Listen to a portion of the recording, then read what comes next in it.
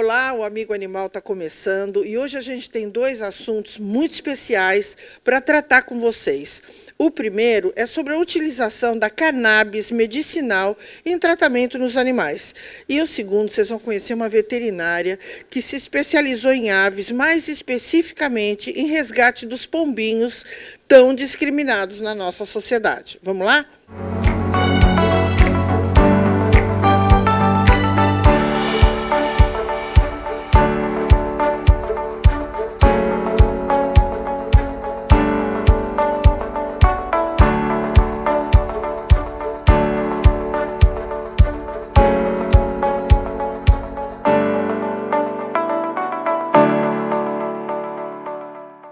Bom, gente, como nós falamos na apresentação, eu agora estou aqui do lado da Thelma Flório.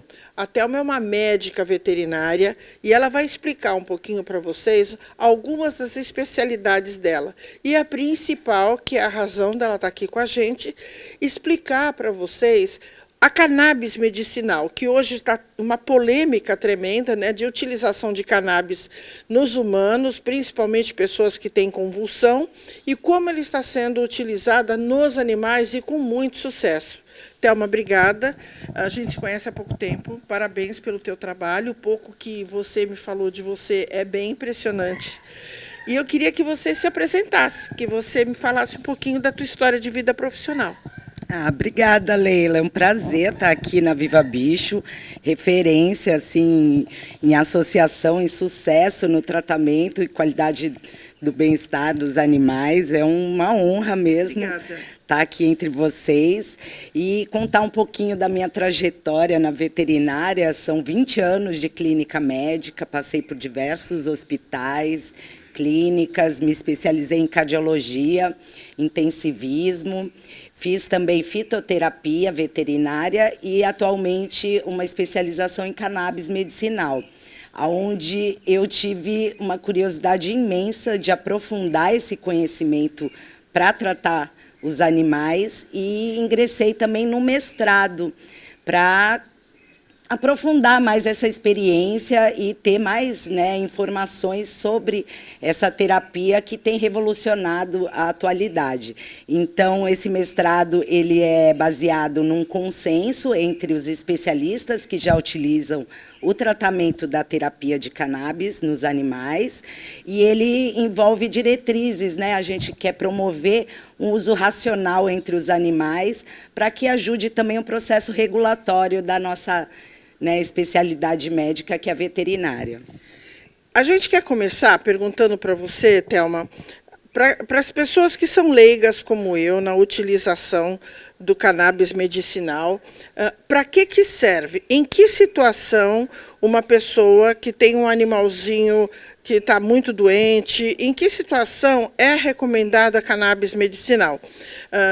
A gente sabe que para os humanos, quando a pessoa tem convulsão, já vi casos de crianças epiléticas que os pais têm lutado ensandecidamente para que possam usar essa cannabis nos seus filhos, que melhoram em quase 100% dos tratamentos, e mesmo assim enfrentam impasses numa legislação brasileira que dificulta, muitas vezes, a vida dessa família, né? Nesse caso, também pode ser usado para os animais, animais que convulsionam? Se sim, quais os outros casos em que pode ser indicado a cannabis? Bom, é muito interessante essa pergunta, até porque recentemente foi descoberto um sistema complexo que todos nós temos, que é o sistema endocannabinoide, onde produzimos substâncias semelhantes a que produzem a cannabis também. Então, esse sistema, ele regula diversos outros sistemas, como principalmente o sistema nervoso, mas também sistema digestivo, imune, enfim. E ele envolve todos esses sistemas regulando um equilíbrio, uma homeostase do sistema geral. Então, ele não vai ser eficaz somente em casos convulsivos, mas também em casos de comportamento, transtornos de comportamento, como ansiedade, como agressividade. A gente tem também uma eficácia em processos inflamatórios, em processos até infecciosos. A gente tem uma resposta bem interessante em pacientes oncológicos também. Nossa, oncologia também. Sim, a gente tem toda uma prevenção e uma amenização dos sintomas. Então, a gente melhora o apetite, a gente diminui aquela náusea causada pelos quimioterápicos, a gente tem uma melhora na interação também do animal com o seu tutor. Então, a gente acaba promovendo uma melhora na qualidade de vida e na resposta terapêutica também. E hoje em dia a gente indica bastante também para os nossos velhinhos, porque ele também, como ele regulariza essa homeostase, a gente acaba também prevenindo diversas outras doenças e patologias. Idosos, para os animais idosos também. Gatos estão incluídos nisso? Sim, os gatos eles respondem muito bem ao THC, que seria uma molécula mais, digamos, demonizada da cannabis. Mas nos felinos a gente tem uma resposta muito interessante ao THC, promovendo um controle da dor. Então, ele promove uma analgesia, promove também uma qualidade de vida, principalmente nos pacientes geriatras. E me fala uma coisa, essa administração é injetável, é oral, como funciona? Nos animais, a gente conta com as associações e que elas produzem aquele óleo terapêutico.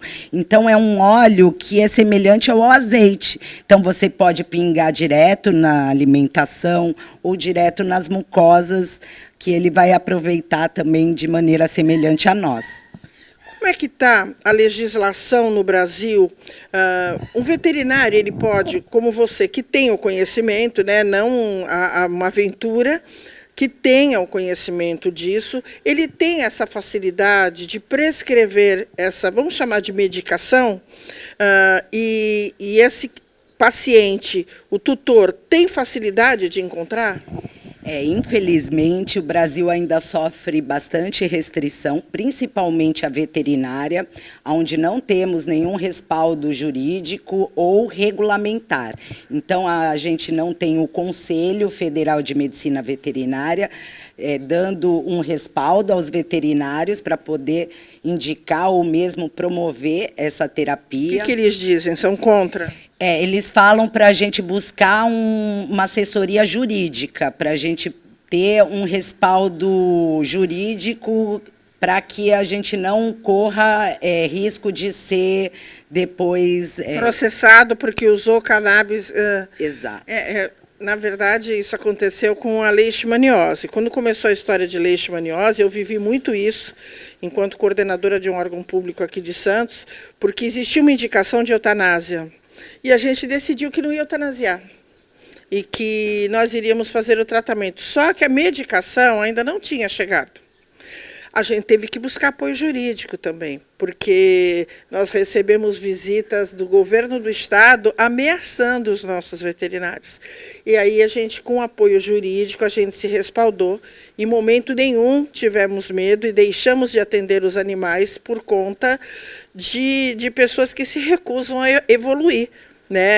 Independente da profissão, as pessoas que se recusam a colocar a cabecinha para fora da janela. Eu estou sentada no meu sofá, é mais fácil eu continuar seguindo a lei do que eu arriscar e tentar salvar a vida de muitos mais, Mas, de vez em quando, eles se deparam com uma meia dúzia de malucos que resolve peitar, que foi o que aconteceu aqui em Santos. Eu agradeço demais aos médicos veterinários da época que entraram nessa guerra comigo, e hoje a gente consegue tratar a leishmaniose, mas não debaixo de muitas ameaças, No caso da cannabis, eu acredito que fica aqui uma crítica totalmente pessoal ao Conselho Federal de Medicina Veterinária, que muitas vezes, em vez de ajudar, atrapalha muito, E eu sinto que nem sempre dá o apoio que os médicos veterinários sérios merecem, no sentido de resguardar uma profissional que está com tanto cuidado no olhar de um tratamento diferenciado para os animais. Porque se dá certo com os humanos, por que não vai dar certo com os animais, né? Para os humanos também houve experiência. Então, eu acho que a grande diferença entre o CRM e o Conselho Federal de Medicina Veterinária, né? Eu acho que o CRM, eles arriscam mais, eles apostam mais nos profissionais do que no caso dos médicos veterinários. Uma opinião totalmente pessoal, mas de quem já foi atingida algumas vezes. Eu vejo que ambos os conselhos, tanto de medicina como de veterinária, eles estão fazendo um pouco de vista grossa. A gente tem órgãos regulamentares diferenciados, né? A veterinária é regida pelo MAPA e a medicina pela Anvisa. Então, na base do registro de medicamentos, a gente acaba tendo um conflito de interesse, onde a promoção da saúde fica, né, de lado, né? Exato. Então, assim, o que eu acredito é que o Conselho até tem se esforçado para dar esse suporte, mas, infelizmente, é um jogo ainda de poder que a gente vê, principalmente grandes indústrias que têm... Indústria farmacêutica, né? O poder mundial. Com certeza, a manutenção de poder, não só também econômica, social, porque a proibição vem muito desse contexto, né, de manutenção de poder, tanto econômico como social. Então, a gente ainda tem esses entraves preconceituosos que precisamos ir, né, desfazendo com pesquisa, com o uso racional, com essas respostas às terapias. E mostrando os trabalhos positivos, né? Que você deve ter um histórico maravilhoso de sucesso com os animais cujos tutores decidiram apostar no tratamento com a cannabis. Você tem algum caso que te marcou, que ficou... Eu sei que você tem vários, mas algo que a gente possa mostrar para as pessoas, algo diferente que te marcou muito? Eu vou contar o último, né, caso em que eu tive envolvida, que foi auxiliando uma estagiária que trabalha, inclusive, no Orquidário aqui em Santos. Ela fez o tratamento em uma coruja que estava em cativeiro, que está em cativeiro, onde ela sofria muito com estresse, né, Aliás, né, qual é o animal, ele tem que estar na natureza, ele não tem que estar em parques, ele não tem que estar confinado.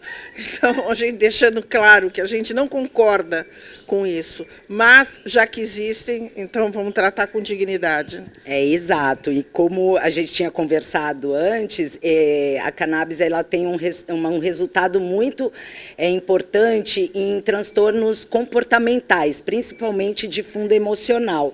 Então, essa coruja teve uma resposta muito importante, muito significativa, e essa estagiária, ela até publicou no Congresso de Animais Selvagens da Abravas, em Brasília.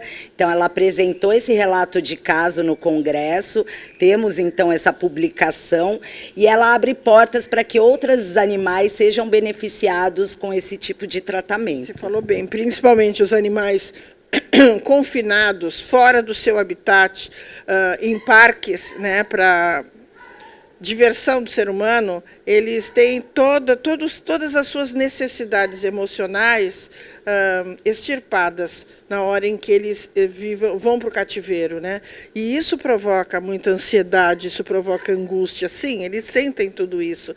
Só que a manifestação é muito diferente. Precisa de um veterinário com muito conhecimento e muita sensibilidade, muito comprometimento para conseguir entender que aqueles comportamentos não necessariamente são frutos de algum problema físico, mas sim por muito problema emocional, que pode virar físico, mas que começa com problema emocional, né? Sem dúvida. E como os animais não falam, né, a gente tem que ter esse olhar mais sensível para esse transtorno, porque, como você bem disse, ele acaba evoluindo para outros problemas mais graves e muitas vezes intratáveis. Então, a cannabis é uma porta de entrada para a saúde e para uma saúde mais coletiva também, não só dos animais, mas como se vê hoje em dia para os humanos e até mesmo para o meio ambiente.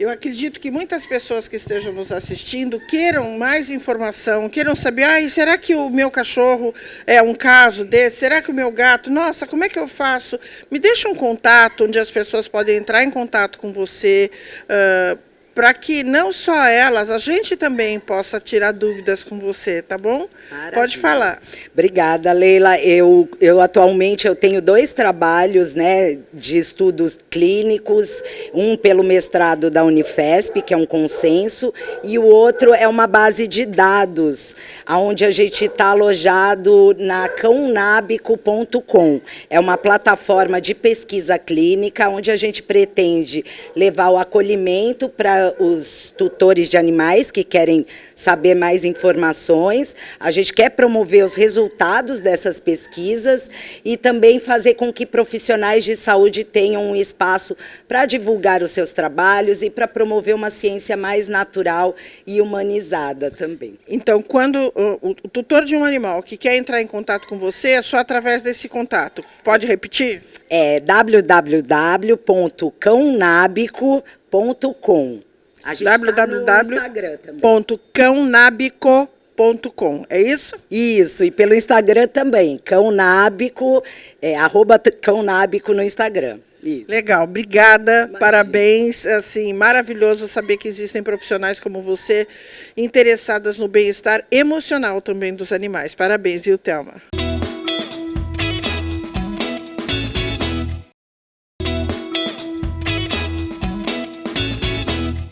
Voltando com o programa Amigo Animal, achei super interessante, né, gente, essa história da cannabis nos animais.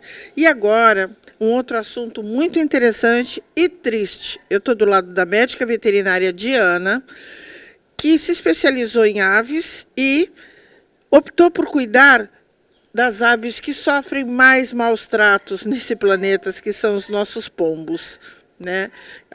É muito triste, falo por mim, de você ainda ver médicos veterinários chamando esses animais de ratos com asas e dizer que não pode cuidar, não pode alimentar, tem que matar, tem que sumir, tem que espantar, tem que colocar pombeiras, que é tipo ratoeira, para que eles escorreguem, que sujem a mão de piche.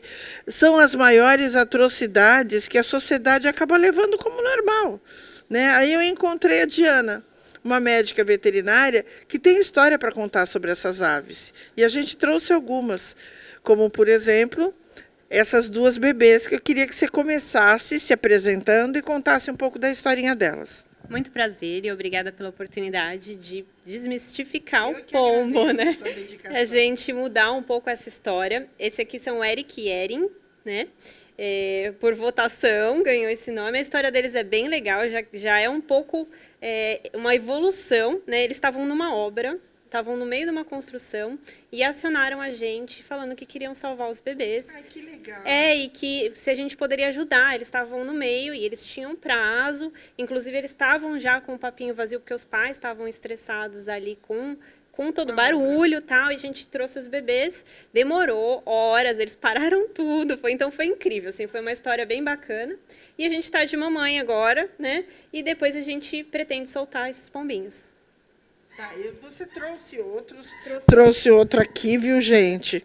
Eu vou virar aqui para vocês, que também tem uma história. Vamos falar um pouquinho das histórias? Vocês vão ver algumas imagens com alguns pequenos históricos de cada um, de situações de resgate, de como eles são resgatados, né? Gente, tem pombinho com um tiro de chumbinho, sabe? É de uma maldade que vocês vão vendo aí as histórias. E me conta um pouquinho a história dessa aqui. Essa é a Wing. A Wing, ela recebeu esse nome que significa asa, porque realmente a gente não conseguiu, infelizmente, a gente não conseguiu salvar a asinha dela.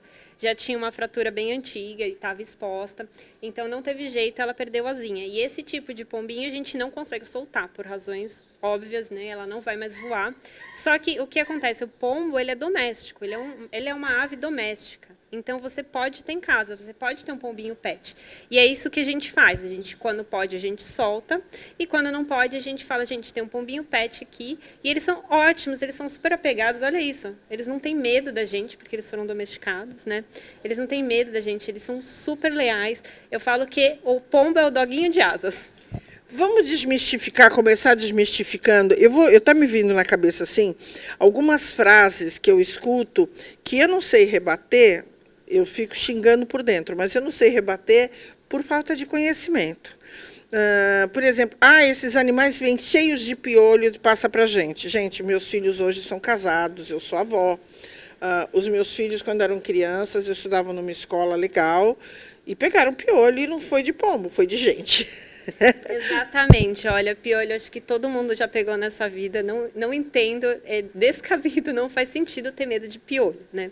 Então, é normal, qualquer indivíduo, inclusive humano, pode... Filhote de gato, que a gente resgata, vem cheio de piolho. Sim, a gente pode estar sujeito a parasitas, isso é normal, isso é o curso da vida, a natureza é assim, ela foi feita assim, e não é para a gente temer, justamente a medicina está aí para a gente não temer, e a gente ter o conhecimento, aplicar isso e resolver, né, as questões. Se tem um desequilíbrio ali, o animal está com piolho, está com patógenos, a gente cuida.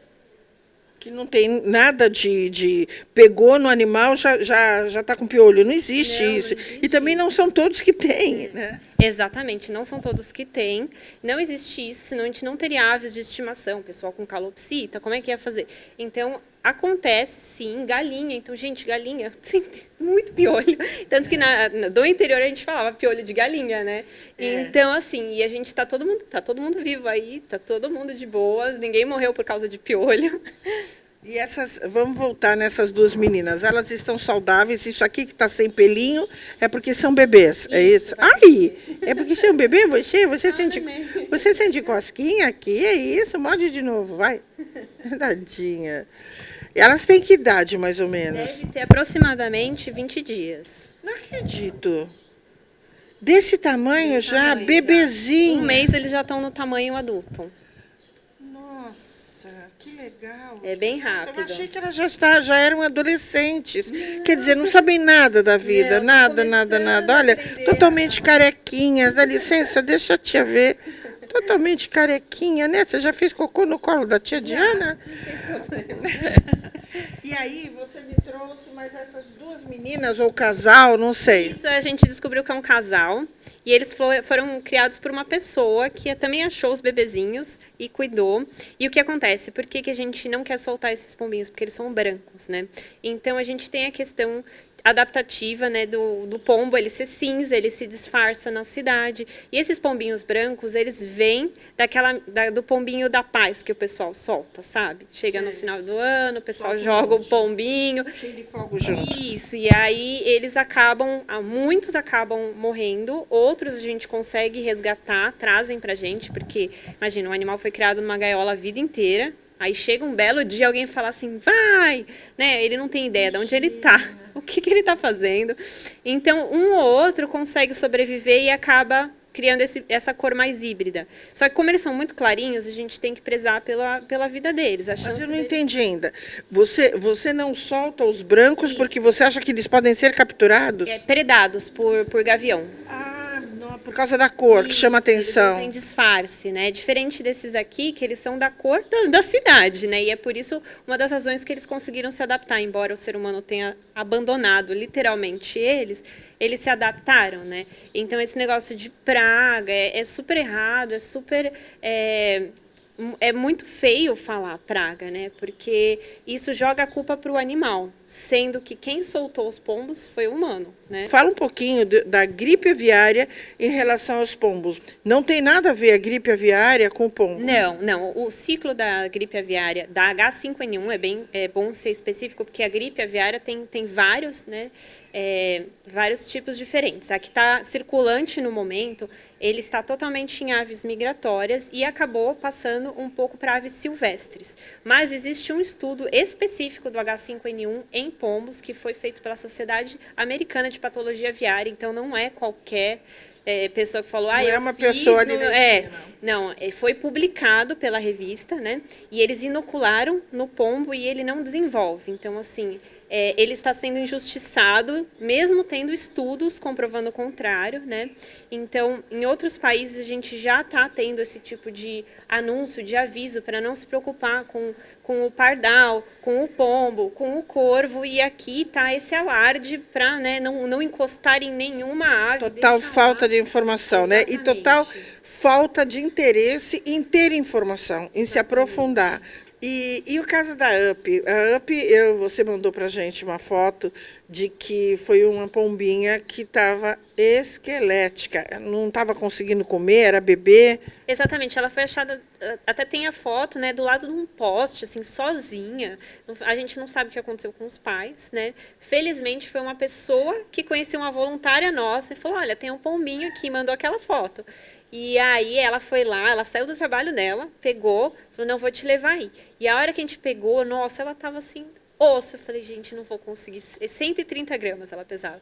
Falei, não vou conseguir, é muito. Assim, E normalmente pesa quanto? Em torno de 300, 350, nossa. Esses maiores assim, até 400 chega. Então eu falei, gente, não vou conseguir reverter, assim, não sei quanto tempo que ela estava passando fome, o que aconteceu com ela. E a gente foi com muito amor, muito carinho, muito cuidado, e hoje ela é super amada, ela chama Yu, que significa amor, inclusive. Então ela é super amada, ela tem uma família maravilhosa. Foi doada, então? Foi doada, ela tem um pequeno desvio na articulação da asinha e ela só bate a asa, mas não voa. Para uma pessoa que está ouvindo a gente, que está vendo a gente, que encontrar uma pombinha na rua machucada, quais são os primeiros socorros? O que ela pode fazer de imediato? Coloca numa caixinha furadinha e aí chama a gente. Porque o que acontece? Algumas pessoas, elas falam, mandam uma foto, tem um pombinho, passei e tal, e às vezes a gente vai... Chega lá, não está mais. Isso acontece também com cachorro. Então eu falo, gente, ou pelo menos, fala assim, tem gente que fala, não tenho medo, tenho medo de pássaro. Então fica aí olhando, porque se ela sair, você me avisa, né? E alguém que queira, agora para encerrar mesmo, alguém que queira adotar um pombinho, que também tem amor ou que tem alguma dúvida para tirar, qual o contato que ela tem? Pode chamar a gente direto no Instagram, é Pombos de Santos, bem fácil, Pombos de Santos. E lá tem o contato também do WhatsApp, para a gente fazer, eu explico como fazer resgate. @Pombos de Santos. Isso. E lá tem como fazer o resgate, quem precisar de ajuda pode chamar, é um projeto totalmente voluntário, então a gente não cobra para fazer resgate, tá? Se precisar de qualquer ajuda com aves, inclusive achar uma ave e não sabe qual ave é, porque é bem normal isso acontecer, como veterinário eu faço os primeiros socorros, né? E caso seja silvestre, aí depois eu encaminho. Muito legal, e que Deus te dê mais 150 anos de vida para você continuar multiplicando e socializando essa bondade e conhecimento que você tem. Obrigada. E a gente encerra o programa por aqui.